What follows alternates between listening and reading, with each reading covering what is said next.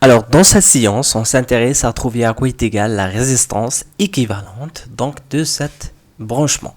Alors, remarquez bien, dans un premier temps, on a essayé de transformer le circuit de départ, voilà le circuit de départ, après transformation, en utilisant le modèle Thevenin-Norton, on a trouvé donc le circuit suivant.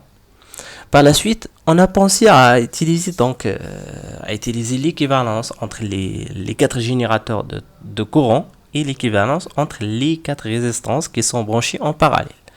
Voilà, on a déjà établi à quoi est égal le courant. Maintenant, on s'intéresse à trouver à quoi est égal la résistance équivalente entre quatre résistances branchées parallèlement. Voilà, la situation ressemble à un circuit très simple. Donc voilà, que j'ai dessiné ici. Je vais vous rappeler une astuce mnémotechnique que l'on utilise en général pour trouver à quoi est égale la résistance équivalente donc de deux résistances branchées en parallèle. Et on généralise cette méthode sur l'association de plusieurs résistances dans un branchement en parallèle. Voilà, si nous imaginons par exemple que nous avons donc deux résistances branchées en parallèle entre eux, notées R1 et R2, et on voudrait donc d'obtenir la résistance équivalente. Voilà, si R équivalente. On utilise ce symbole-là. Donc voilà, pour distinguer entre les deux modules. Voilà ici, ce module est équivalent à ce module-là.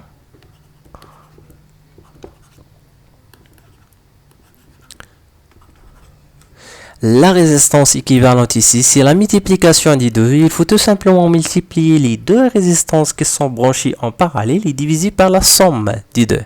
Donc c'est R1 fois R2 divisé par R1 plus R2. Voilà, c'est une méthode qu'on utilise en général pour calculer la résistance équivalente dans un branchement en parallèle. Ici, dans cette situation, nous avons quatre résistances. Cela veut dire qu'il faut effectuer penser à modéliser cet branchement par des associations. D'abord, essayer de transformer ces deux résistances entre eux et ces deux résistances entre eux en utilisant ce modèle-là. Donc voilà, on cherche à établir R équivalent 1, 2, puis R équivalent 3, 4. 3, 4. Et par la suite, on va obtenir donc R équivalent total. Donc c'est tout simplement un branchement entre cette résistance et cette résistance, mais en parallèle. Voilà, on va essayer donc tout simplement d'effectuer le calcul pas à pas. Donc voilà, nous avons déjà obtenu l'expression de deux résistances branchées en parallèle. Maintenant, on s'intéresse à obtenir les deux résistances.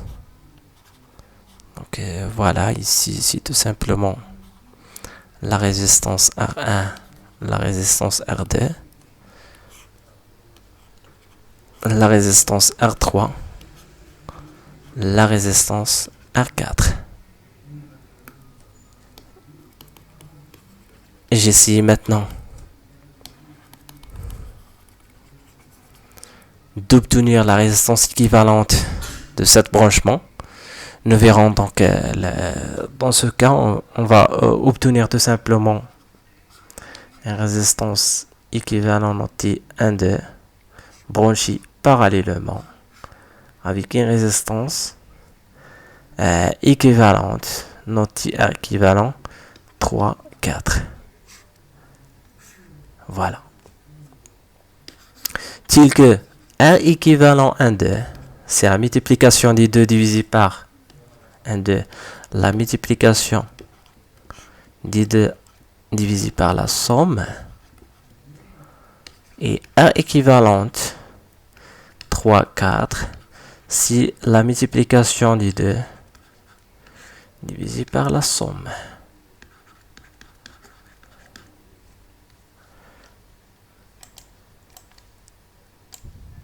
Voilà, j'essaie maintenant d'obtenir la résistance équivalente entre les deux modules, entre ces deux. Voilà, c'est la multiplication des deux divisé par la somme. Donc R équivalent total, c'est R équivalente 1, 2, multiplié par R équivalente 3, 4, divisé par la somme. R équivalente 1, 2, plus R équivalente 3, 4. J'essaie maintenant d'effectuer le calcul. On va tout simplement ici penser à faire un trait de fraction plus grande. Donc ici c'est la multiplication de deux fractions divisé par la somme de deux fractions.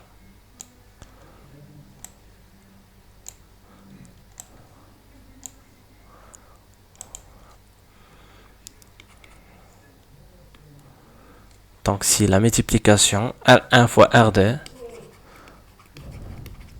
divisé par la somme. Remarquez bien, ici nous avons donc la multiplication. R3 multiplié par R4 divisé par la somme. R3 plus R4. Ici encore la différence entre le numérateur et le dénominateur, c'est que ici nous avons donc plus, ici nous avons donc fois. Donc si R1, R2, R1 plus R2,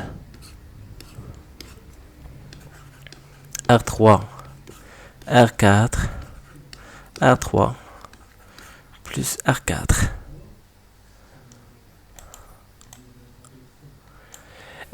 Si j'essaie maintenant de chercher à rendre au même dénominateur cette expression, qu'est-ce qu'on va faire?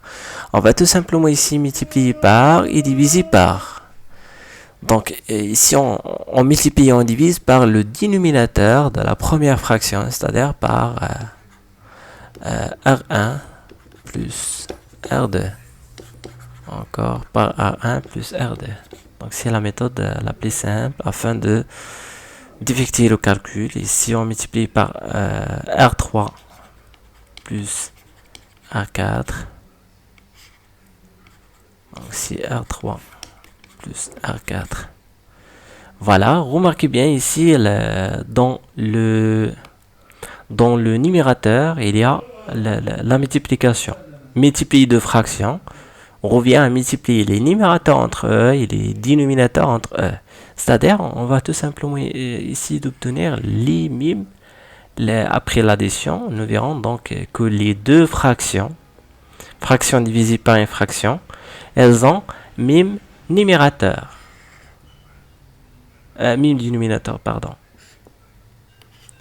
Cela nous permet de simplifier par les deux dénominateurs. Nous verrons ensuite que donc après la simplification, nous verrons cette fraction.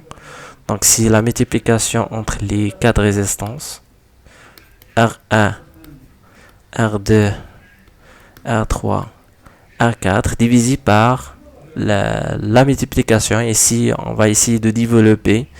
Donc c'est R1, R2.